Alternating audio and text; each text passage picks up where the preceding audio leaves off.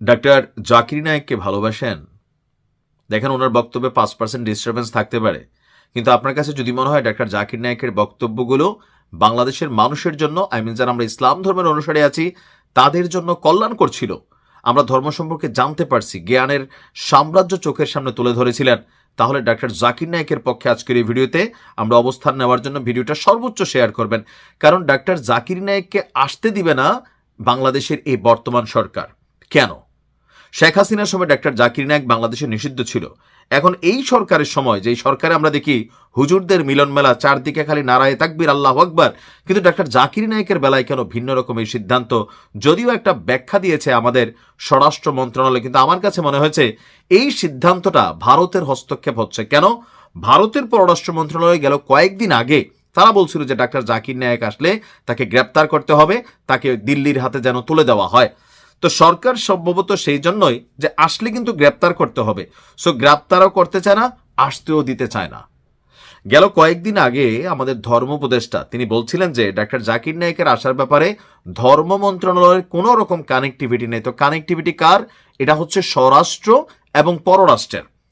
তো আমাদের পররাষ্ট্র উপদেষ্টা তৌহিদ সাহেব তিনি হঠাৎ করে আবার একটা ওইদিন বক্তব্য দিলেন যে ডাক্তার জাকির নায়েক বাংলাদেশে আসবে তিনি নাকি জানেনই না। তখনই কিন্তু আমাদের সন্দেহ হয়েছে, আর গতকালকে এই বিষয়টা পরিষ্কারভাবে সামনে আসলো। ডাক্তার জাকির নায়েককে আপাতত বাংলাদেশে আসার অনুমতি না দেওয়ার সিদ্ধান্ত হয়েছে।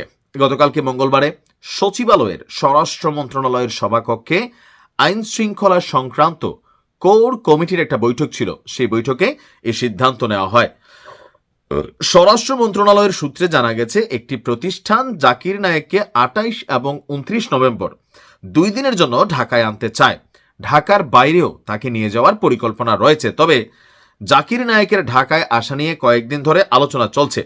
গতকালকের সভায় যেটা আলোচনা হয়, জাকির নায়েক বাংলাদেশে এলে প্রচুর জনসমাগম হবে, জনসমাগম নিয়ন্ত্রণে প্রচুর আইন শৃঙ্খলা বাহিনীর সদস্যের প্রয়োজন হবে। জাকির নায়েকের ঢাকায় আসাকে কেন্দ্র করে এই মুহূর্তে এত সদস্য সেখানে মোতায়েন করার সুযোগ নেই।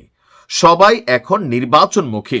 সবাই সিদ্ধান্ত হয়েছে জাতীয় নির্বাচনের পর তিনি ঢাকায় আসতে পারেন, তবে নির্বাচনের আগে নয়। তার মানে এই সরকার নিজেদের উপরে বিপদ আনতে চাচ্ছে না, কারণ জাতীয় নির্বাচন হয়ে গেলে তো এটা রাজনৈতিক সরকার থাকবে। ডক্টর ইউনূস সাহেব রাজনীতি বোঝেন না, আমাদের এই উপদেষ্টারা বোঝেন না। এটা আসলে আমার আজকের এই বক্তব্য শুনে মনে হইল না। কেন? দেখেন, এই মুহূর্তে যদি আনে এই দায়ভার কার? এই সরকারের। নির্বাচনের পরে আনলে দায়ভার কার? তখন ক্ষমতা যারা থাকবে, জামাত থাকুক, বিএনপি থাকুক, প্রতিবেশী রাষ্ট্র হিসাবে ভারতকে বিগড়াইতে আসলে আমাদের সরকারগুলো কিন্তু চায় না। এটা বাস্তবতা। আমরা যারা আমজনতা আছি, আমরা অনেক কিছুতে পক্ষে কথা বলি, অনেক কিছুতে বিপক্ষে কথা বলি, কিন্তু রাষ্ট্র হিসেবে বাংলাদেশ ভারতকে সমীহ করে, এটা প্রমাণিত হয়ে গেল।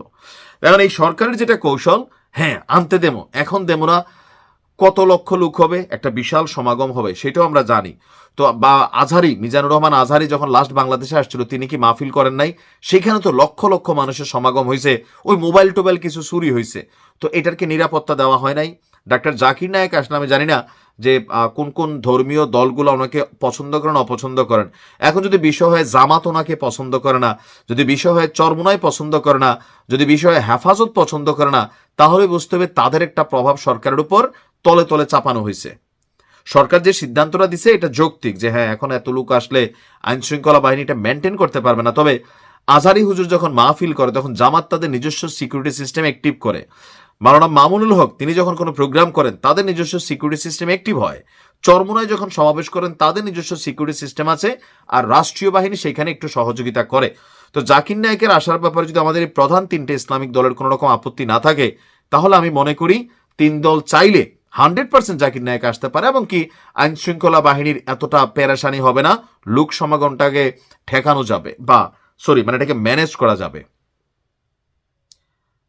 এই ধরনের সিদ্ধান্ত এই সরকারের সমালোচনা তো অনেক আছে, আরেকটু বাড়াই দিল, এটা মনে রাখেন। ভালো থাকুন।